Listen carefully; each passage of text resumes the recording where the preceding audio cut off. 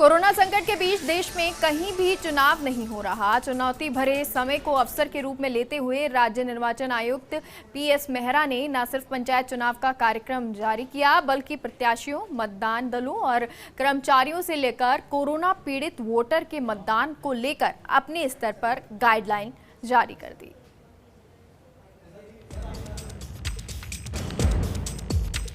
Corona के वक्त में आम आदमी के रोजमर्रा के काम रुके हुए हैं। ऐसे नाजुक समय में पंचायती राज संस्थाओं के स्थानीय स्तर के अहम चुनाव कराने का बीड़ा उठाया राज्य निर्वाचन आयुक्त प्रेम सिंह मेहरा ने। कोरोना के वक्त चुनाव को लेकर कोई विस्तृत गाइडलाइंस नहीं बनी है। ऐसे में इस काम को खुद अपने स्तर पर लेकर और सुबह से शाम तक खुद जुटकर मेहरा ने न सिर्फ गाइडलाइंस बनाई, बल्कि इसे अमल में लाने के लिए सरकारी मशीनरी को सक्रिय और पाबंद भी कर दिया।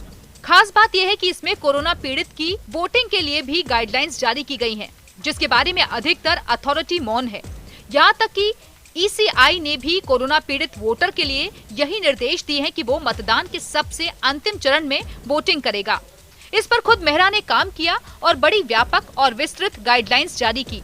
ये गाइडलाइंस तब जारी की गई जब चुनाव इंतजामों की समीक्षा वाली भी वीसी में 2 जिलों के कलेक्टर ने कोरोना पीड़ित मतदाता के वोटिंग राइट समाप्त करने की बात कही थी। इस पर खुद मेहरा ने काम किया और बड़ी व्यापक और विस्तृत गाइडलाइंस जारी की।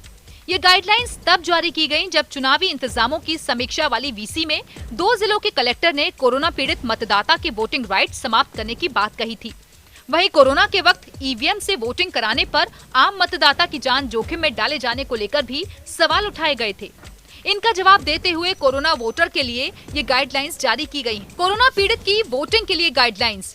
सीएमएचओ को मतदान से एक दिन पहले कोरोना रिपोर्ट केस की देनी होगी सूचना। एसडीओ या ब्लॉक स्तरीय नोडल स्वास्थ्य अधिकारी को देनी होगी सूचना। ये सूचना एसडीओ या तहसीलदार संबंधित मतदान दलों को उपलब्ध करवाएगा। पीड़ित की इच्छा जानने के लिए स्वास्थ्य कर्मी, पटवारी या ग्राम सचिव को करेंगे निर्देशित। कर्मचारी ऐसे व्यक्ति से उसका मतदाता सूची में नाम और क्रमांक भी लेंगे। ऐसे व्यक्ति के मतदान का वक्त निर्धारित कराकर किया जाएगा सूचित। ऐसे व्यक्ति का मतदान सबसे अंत में कराया जाएगा। इसके साथ ही मेहरा ने चुनाव प्रक्रिया से जुड़े एक बिंदुओं का बारीकी से विश्लेषण करते हुए उसमें क्या स्टैंडर्ड ऑपरेटिंग प्रोसीजर रहेंगे उन्हें तैयार किया। चुनाव के लिए एसओपी, चुनाव कार्य में लगे कर्मी के लिए आरोग्य सेतु ऐप डाउनलोड करना, फेस मास्क लगाना जरूरी, पान, गुटखा, तंबाकू खाना होगा दंडनीय। ईवीएम तैयार करते वक्त इन्हीं प्रक्रियाओं का पालन। नामांकन पेश करते, जांच करते और नाम वापसी के समय प्रोटोकॉल। नामांकन के लिए सिर्फ एक अभ्यर्थी और उसके साथ एक व्यक्ति को ही प्रवेश। अभ्यर्थी वेबसाइट से नामांकन पत्र डाउनलोड कर उपयोग कर सकेंगे। मतदान दलों की रवानगी के लिए प्रोटोकॉल का पालन जरूरी। उल्लंघन पर आपदा प्रबंधन अधिनियम 2005 की धारा 51 से 60 और आईपीसी की धारा 188 के तहत कार्रवाई। कंटेनमेंट जोन पर रह रहे कर्मचारियों को कोरोना मुक्त होने तक काम पर नहीं लगाया जाएगा। अभ्यर्थियों की ओर से चुनाव प्रचार संबंधी निर्देश। वोटिंग वाले दिन के लिए भी निर्देश जारी। मतगणना स्थल को लेकर प्रोटोकॉल को लेकर निर्देश।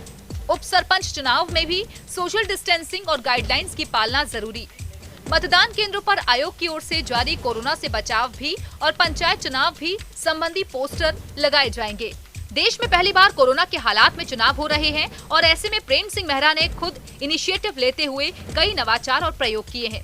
इस पर उन्होंने विफलता की आलोचना की परवाह नहीं की। कोरोना के मद्देनजर राज्य निर्वाचन आयुक्त प्रेम सिंह मेहरा ने खुद निर्णय लेते हुए मतदान केंद्रों में मतदाताओं की संख्या को 1100 से घटाकर 900 रखा है।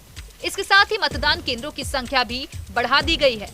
मेहरा ने मतदान के वक्त में भी 1 घंटे की बढ़ोतरी कर दी है। अमूमन चुनाव 8 बजे से शाम 5 बजे तक होते हैं, लेकिन इस बार 1 घंटा बढ़ाया गया है। इस बार चुनाव 7:30 से शाम 5:30 बजे तक होंगे। इसमें मतदाता सोशल डिस्टेंसिंग की पालना करते हुए मतदान करेंगे। Rituraj Sharma, first India news, Jaipur.